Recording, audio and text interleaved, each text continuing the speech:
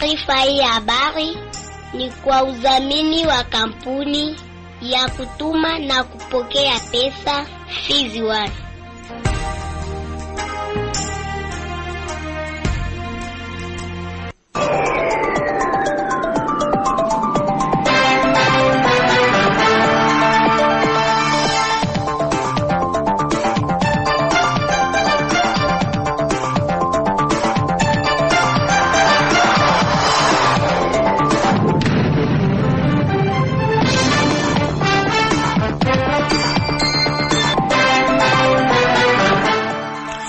Mpenzi msikilizaji wa Radio Kijamii Kivu popote pale ambako unaendelea kutusikiliza, matumaini yangu makubwa uko mwili wa afya na umeamka salama salimini.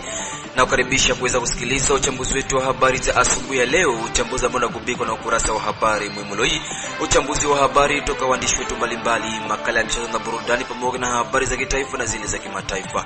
Omari Makelele Osile msomaji wako asubuhi ya leo. Merci Mbele Chipa Male yuko kuna kodawati na mitambo. Upande wangu wa pili niko naye kijana Isaac Mruja Ashibia mpate tujie na ukurasa wa habari muhimu. Nasema asante, karibu na mtege sikio mwanzo hadi tamati.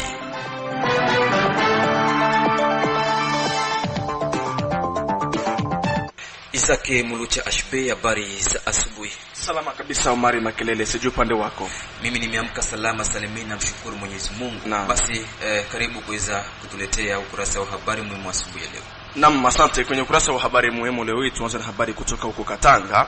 Mwili wa mtu bila uhai umeokotwa ndani ya kata moja wapo ukiwa umetupwa na watu ambao bado kujulikana siku ya pili ya wiki tunayo ndani ya manispaa ya Katanga mjini Baraka. Kitendo ambacho kimezusha hofu nyingi kwa baadhi ya wananchi wa eneo hilo. Huko Minembwe, kuangusha ndege ni hatua mojawapo ya ushindi, lakini haijatosha. Ni vema serikali ichukue mpango wa kuwa nafunga anga, ndiyo amesema Andre Dunia, ambaye amepongeza jeshi la taifa FARDC kwa kazi kubwa walioifanya. Burundi, tarehe 1 Julai 2025, Burundi imesherehekea mwaka wa 63 tangu ilipata uhuru kutoka kwa mkoloni wa Ulaya Ubelgiji. Rais Evariste Ndayishimiye ameshukuru Warundi kwa hatua hiyo. Omari Makelele Ozile na kuacha uendelee na habari zenyewe kwa kina. Shukrani sana Isaac Mruja Ashbe. Tujikite ndani ya uchambuzi wetu wa habari zenyewe kwa kina, tukianzia katika mji wa Baraka. Ni kwamba tarehe 1 Julai 2025 mitihani ya kitaifa kwa wanafunzi wa darasa la 6 shule la msingi kote nchini Jamhuri ya Demokrasia ya Kongo maarufu ENAFEP ilianza siku ya Jumanne, ambako katika mji wa Baraka mitihani hiyo imefanyika kwa amani na salama. Katika uzinduzi wa mtihani huo, gavana makamu wa jimbo la Kivu Kusini Jean-Jacques Elakano alikuwa na ujumbe huu ambao alisema katika lugha la Kifaransa. Madame le maire de la ville de Baraka, monsieur le prophète ici présent, meya wa mji wa Baraka, mkuu wa jimbo la kielimu aliye hapa, wakuu walimu walioko hapa, watoto wanafunzi, mabinti kwa wavulana, wandugu walikwa, mabibi na mabwana, kwa heshima na taazima itifaki imezingatiwa, jambo kwa wote. Ni kwangu heshima kubwa sio tu kuwa mbele yenu katika tariki ya leo kwa lengo la kuzindua mitihani ya taifa kwa wanafunzi wa kidato cha 6 primari. Non seulement de me retrouver devant vous à la date d'aujourd'hui dans le but de lancer les épreuves ENAFEP. Mwananchi aliyewima na ambaye anakumbuka aliyopita na historia. Ni muda mchache uliopita ilikuwa ni vigumu kusema kuhusu kufanyika kwa mitihani hii. Yote ni kwa sababu nchi ilikuwa na inaendelea kuchukuliwa na wavamizi ambao wanajulikana. Tout simplement parce que notre pays avait été et continue à être envahi par des agresseurs bien identifiés. Ces agresseurs, partout où ils passent, wavamizi kote wanakoenda wanafanya mambo yasiyostahili. Wakati nilikuwa Uvira karibu na raia yangu, nilikataa kukimbia. J'avais refusé de fuir. Tubaki tu katika mji wa Baraka ni kwamba kiongozi wa muungano wa pasha habari tarafani Fizi na mji wa Baraka Reifi amesema kufurahishwa na msaada uliotolewa wa saki 65 za simenti kwa ajili ya ujenzi wa studio za Radio Kijamii Kivu Jumapili ya tarehe 29 Juni 2025 mbele ya wakuu viongozi wa radio hiyo. Jonas Seba Mkiabela ametoa shukrani na pongezi kwa gavana makamu wa jimbo la Kivu Kusini kulingana na msaada huo, kama alivyoeleza kiongozi huyo wa wapasha habari tarafani Fizi na mji wa Baraka.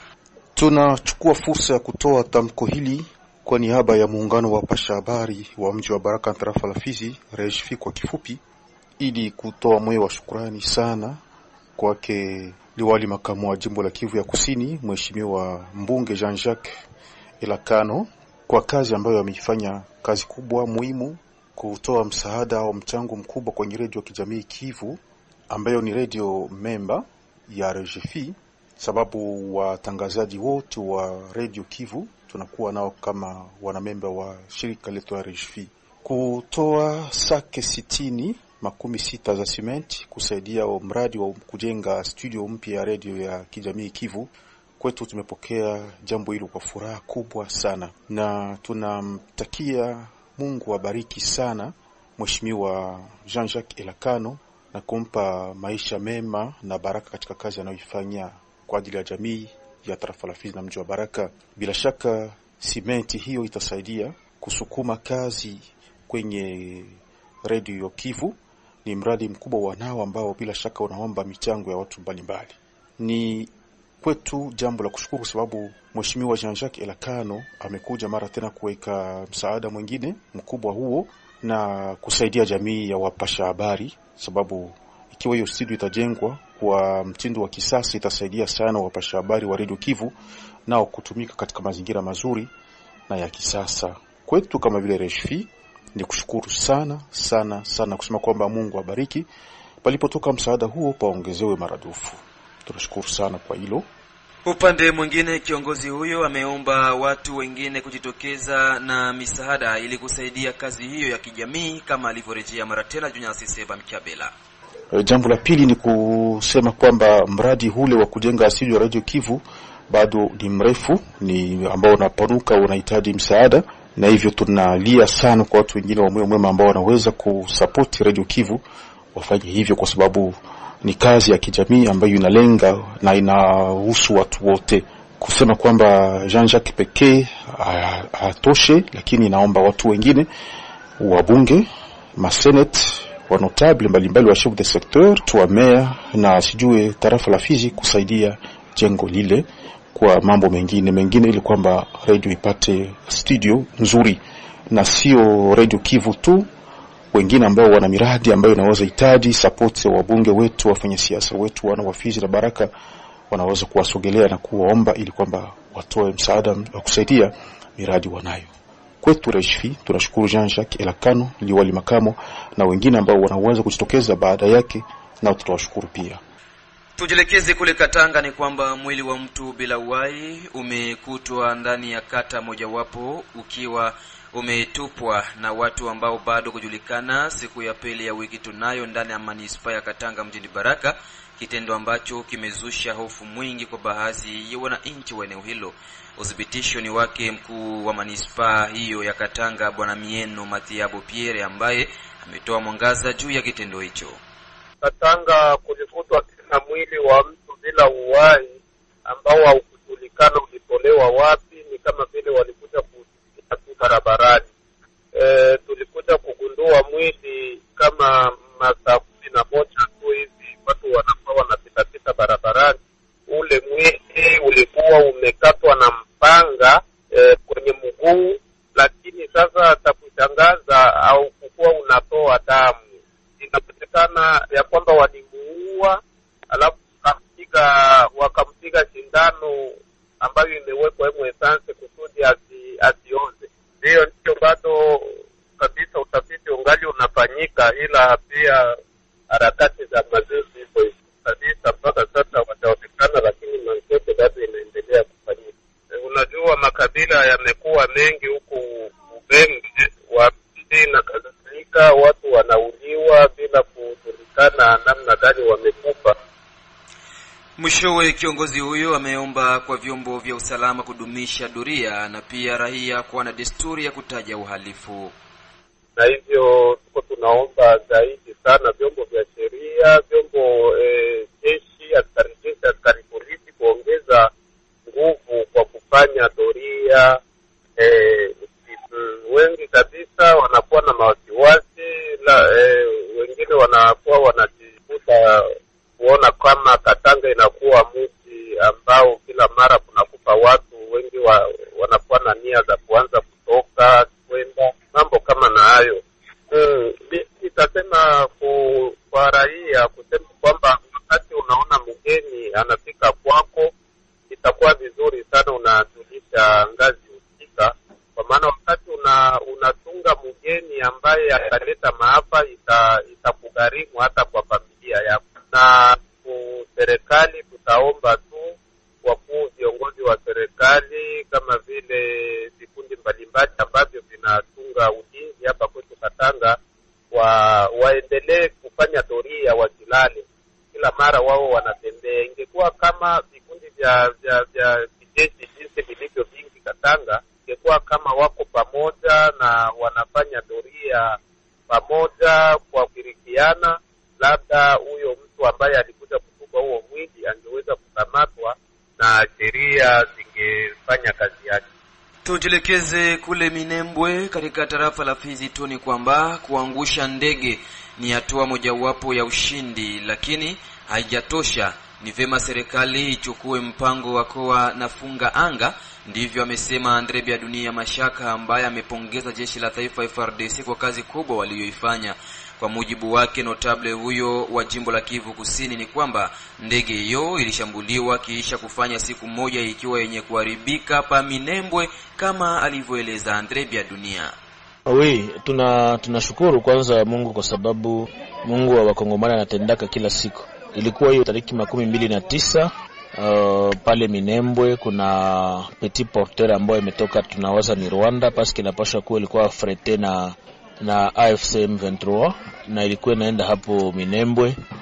Objectif inapaswa kuwa zilikuwa mbili. Objectif moja ni kwenda kudeposer munition na mabunduki zenye zingepashwa kurenforcer bali ba Twigwaneho benye bashaka fanya allegiance ku M23.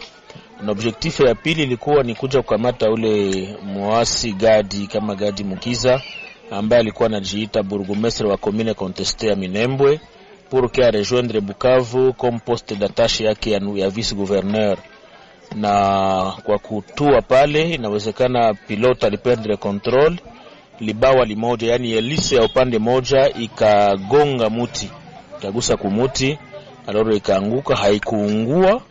Tunapaswa kuwa balikuwa na retard kidogo, gouvernement yetu Kongole nayo tunaona kama ko susi kidogo, balikuwa na retard. Inawezekana wale bahuni bali décharger ma munition na mabunduki zote, mais le 30 aux environs ya 10h20 minutes tukaprendre kwamba kulikuwa drone ambayo imetoka upande wa serikali, hatujui kama ni upande wa Kinshasa kama ni wapi hatujui, na kwenda kubombarde ile avion pale. Yani imeungua sasa, lakini ililala pale na mulikuwa watu 6. Mulikuwa Banyamulenge bawili, mulikuwa Banyarwanda bawili ya Rwanda, na mulikuwa Bakenya bawili. Bale Bakenya wanapaswa kuwa ndo kulikuwa pilote na copilote wake, yani msaidizi wake. Petit porteur imeungua. Huyu ameomba kwa serikali ya Kinshasa kuwa na teknolojia ya juu ili kuwa na chunga anga kama vile nchi zingine. Lakini serikali ya kwetu inakuwa na uzembe kidogo. Uzembe ni kusema tangu jana, yani hatukontrolake ere yetu, anga yetu iko wazi, iko porose, kila mtu anaweza kuichezea kisa anapenda, anaweza kutuma yanatuma mule muanga na habita kwa kontrole. C'est un défaut, ni yenye haiwezi kutusaidia. Kama tungekuwa vraiment tuko na mavifaa viko sophistiqué, tuko na serikali inaelewa kazi inapaswa kufanya, tunawaza kwamba ilikuwa occasion ya kukuwa na surveiller anga yetu pour que kila mouvement ikuwe na kuwa détecté facilement. Imaginez-vous vitu vilifanyika jana, mais asubuhi ndio wanakuja kuibombarder. Kulikuwa retard kidogo, tungeomba serikali kuwe makini sana, surtout anga, il faut surveiller anga. Bengine bashakuwa na anti-missile, bashakuwa na vitu vya kudetecter kila mouvement yenye iko mu espace yenu na banajua. Ona bwana Kabila gisi iko na serikali Bukavu toute la nuit, anazunguka hovyo, lakini hakuna drone ya kumsumbua. Kama ni vita iko conventionnel, batuambie clairement tujue que non, ni vita iko conventionnel, tuko makope yetu, mtu ache kusema kwamba nchi kama Kongo inaweza kosa drone de reconnaissance ni shida sana. Kisangani iko karibu, ndio kuko 3e zone de défense, tunapaswa kuwa na drone za reconnaissance zinafikaka ku Nord Kivu, Sud Kivu, zinarekeire ma information, zinapeleka ku etat major nasitumika eko na wanabombarde watabombarde na wanapata renseignement. Mais sisi kwetu vitu biko bigumu, hakuna lolote. Kwetu tuko tumba kucheza tu festoyer ma anniversaire za zina kichora migulu. Donc tunashukuru kwanza Mungu kwa kutusaidia ile mamunition, ifo serikali tusaidie irekipere Minembwe, parce que Minembwe iko coin stratégique ambako kama wale ba AFC banaendelea kujirenforcer pale à travers ile ma petit porteur, ma hélicoptère, inaweza kutuletea shida à l'avenir par le fait que batapata mamunition mingi, bunduki mingi, na zinawafaciliter kwenda upande wa Katanga, et pourquoi pas kuya Baraka, kuya Fizi, et pourquoi pas Uvira. Même si tuko na certitude imani kwamba bazalendo hawawezi kubalia baingie mwa hiyo maeneo, mais il faut beaucoup de prudence na gestion ni prévention. Kama hakuna prévention ni bure. Gouverner c'est prévoir, na kama uprevoir kitu ya veut dire uko na naviguer à l'air. Hivi sasa nampisha mwenzangu Sudi Valentin bana tujia na habari za michezo asubuhi ya leo. Shukran sana kabisa mpenzi msikilizaji wa Radio Kijamii Kevo. Leo kunako ukurasa wa habari za michezo, tuanzie kwanza na hizi habari za hapa katika mji wa Baraka ambako kisha kusimama kwa takriban siku chache kwa michuano yote za hapa katika mji wa Baraka, hatimaye burudani tena zimerudia kwa mara nyingine, ambako siku ya pili ya wiki tunayo tariki mosi za mwezi wa 7 mwaka 2025 mechi mbili ziliweza kupigwa kunako tournamenti ya makata ambayo inasimamiwa na baraza la vijana hapa katika mji wa Baraka, ambayo inakwenda kwa jina la Amani. Majira ya saa 7 kamili za mchana, kata ya Kalinga Side walitoka sare ya mabao mawili kwa mawili zidi ya kata ya Mwandiga kunako dakika 90, na kwa kwenye mikojo ya Manati ambako kata ya Kalinga Side waliweza kuwatandika kata ya Mwandiga mabao 6-5.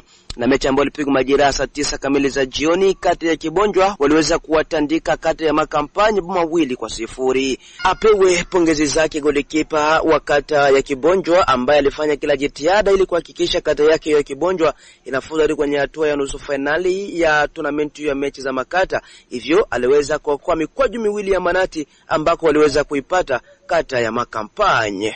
Lakini tournament hizo za mechi ya makata itaweza kuendelea mara tena fikapo siku ya 3 ya tarehe 2 Julai mwaka 2025. Majira saa 7 kata ya Majengo watapambana vikali zidi ya kata ya Matongo, huku vuta ni kuvute itaweza kupigwa majira ya saa 9 kamili za jioni, ambako kata ya Malala wataweza kukata mzo wa fitna zidi ya kata ya Matata. Michuano ya Super Cup nchini Jamhuri ya Kidemokrasia ya Kongo itaweza kupigwa siku ya 3 tarehe 2 Julai mwaka huu, ambako majira ya saa 7 kamili za mchana klabu ya Simba wataweza kupambana vikali zidi ya Njever, huku Aigle du Congo watakata mzafiti na zidi ya Maniema Innocent Elwa Lupo. Majira ya saa 9 wataweza kukaribisha klabu ya Daring Lekebe Mutima Pembe huko Kinshasa, na majira ya saa 10 Sanga Balende wataweza kukaribisha klabu ya Tupisa Mazembe Anglebert.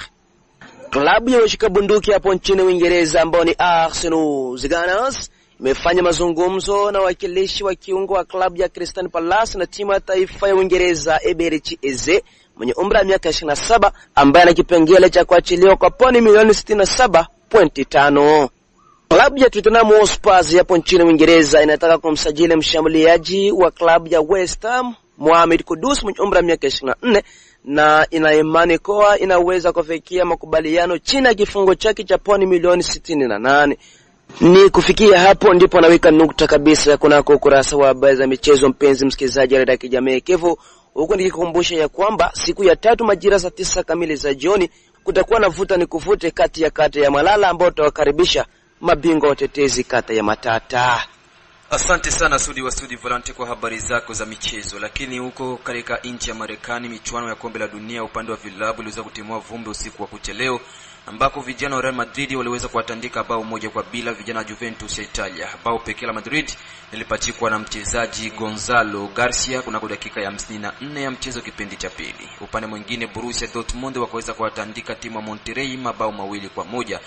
Ni official sasa, hatua ya robo finali ni kwamba Real Madrid watapambana vikali zidi ya Borussia Dortmund. Msikilizaji, endapo tunakuja kujiunga nasi, unaendelea kusikiliza uchambuzi wa habari za asubuhi ya leo kunako mjengo mzima wa Radio Kijamii Kivu kupitia masafa ya FM kunako mita 93.0. Kampuni Fizon Baraka, Mboko na Misisi ni rahisi kutuma na kupokea pesa cash pote ulimwenguni bila usumbufu. Hivi sasa tuangazie uchambuzi wetu wa habari na habari za wanaripota wetu kutoka sehemu mbalimbali. Tuanzie huko Butembo, jimboni Kivu ya Kaskazini. Chama cha kutetea haki za binadamu mjini Butembo, REDO kwa ufupi, kimeandikia kibarua kwa viongozi wa makanisa, viongozi wa university pamoja na viongozi wa serikali mjini Butembo kuwa wanafunzi wengi wa vyuo vikuu hasa wanawake wanakuwa wakitakiwa mara kwa mara kingono na walimu wao, jambo ambalo ni kinyume cha sheria. Mwenzetu wa Butembo Zangose Movis wa Kapuni ametandalia ripoti kamili kuhusu habari hii. Chama REDO kikiwa chama kiteteacho haki za binadamu kimeandikia barua viongozi wa makanisa, viongozi wa mauniversity na viongozi wa serikali katika mji. Barua hii inayotangaza malalamiko ya wasichana wanaosomea katika vyuo vikuu mjini Butembo kwamba kila mara kuna walimu wanaowataka kingono. Katika barua, REDO imeandika kwamba kuwataka kingono wasichana kwenye vyuo vikuu pamoja na mauniversity mjini Butembo ni jambo la ukweli. Wasichana wengi wamefika kwenye ofisi ya chama hiki kinachotetea haki za binadamu ili kutoa malalamiko yao. Washutumiwa ni walimu wanaosaidia kazi za TFC na pia hata viongozi wa ngazi za juu. Jinsi REDO imeandika katika barua. Ni kwa hiyo chama hiki kimesema kwamba kumtaka mwanafunzi kingono, jambo hili lapingwa katakata na sheria mbalimbali za ulimwengu. Ni kwa hiyo REDO imeomba viongozi wa mauniversity wajihusisha na jambo hili na kuwaweka kando kila walimu ambao wataka kufanya ngono na wanafunzi kunako vyuo vikuu mjini Butembo. REDO imesema pia kwamba itafuatilia jambo hili ili haki itendeke dhidi ya hao wasichana ambao walienda kusoma, si kufuatwa na walimu wao ili kufanya uchafu wa ngono ili wafaulu shule.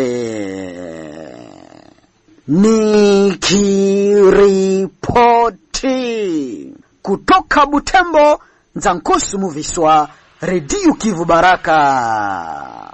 Tumalizie uchambuzi wetu wa habari za asubuhi ya leo na kule Burundi. Ni kwamba tariki mosi Julai 2025 Burundi imesherehekea mwaka wa 63 tangu ilipopata uhuru wake kutoka kwa mkoloni wa Ulaya Ubelgiji. Rais Evariste Ndayishimiye ameshukuru Warundi kwa hatua hiyo. Radio Kivu Burundi tunajiunga na mwenzetu Bukuru Elias Daniel kwa mengi zaidi. Rais Evariste Ndayishimiye ametumia fursa kuipongeza Burundi na raia wake kwa hatua ambayo wamefikia katika maendeleo, lakini akiwataka kufanya kazi kwa bidii katika kujenga msingi mzuri wa vizazi vijavyo, lakini akirani wale ambao wamekuwa wakishirikiana na mataifa ya nje katika kuihujumu nchi ya Burundi. Rurunganwe turimwo harageze ko natwe tugira icyo dukoze imbyaro zizokurikira zizotwibukirako. Nurugamba rugwanya ubukene ngo tubategurire aho bazoshika. Kwa umitu yonao ni wakati wa kufanya kazi kwa ajili ya kuvijengea vizazi msingi mzuri vitakavyokuja, mojawapo ikiwa ni kutokomeza umaskini, tukiwaandalia vijana wetu sehemu nzuri watakayofikia.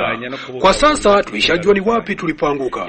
Mojawapo ni kukosa viongozi wazuri wa kuwaongoza raia na mali zao. Uongozi mzuri ndio unaotoa mwongozo kipi kinachopaswa kufanyika. Ukikusanya kodi na ushuru vitumike katika miradi ya nchi.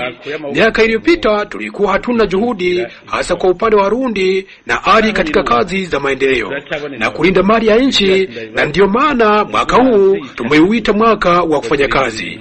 Pia kuna Warundi wanaoshirikiana na mataifa ya nje katika kuididimiza nchi, na kuna wanaodhani kuwa mashirika ya nje ndiyo yanayoiongoza nchi. Wakiwa na matatizo ukimbilia huko kana kwamba Burundi hakuna uongozi. Mbere hariho n'abakibonako amashirahamwe mpuzamakungu ari atwara Burundi, iyo bafise ikibabakiye ariyo baja kwitura nk'uko mengo nta butegetsi buri mu Burundi. Nikiripoti kwa niaba ya Radio Kivu Baraka kutoka nchini Burundi, Bukuru Elias Danieli. Ni kupitia ripoti ya mwenzetu Bukuru Elias Daniel ndipo natamatisha uchambuzi wetu wa habari za asubuhi ya leo, na kushukuru msikilizaji ambaye aliweza kunitegea sikio mwanzo hadi tamati. Vile vile sitokosa kushukuru jopo nzima waandishi habari wa Radio Kivu waliosaidia kuziandaa. Merci mbele chipama alikuwa kunako dawati la mitambo. Mimi ni Omari Maglele Ozile. Matangazo ya Radio Kivu asubuhi ya leo yanaendelea hadi majira ya saa 1:30 asubuhi. Msikilizaji, mchana mwema. Bye bye.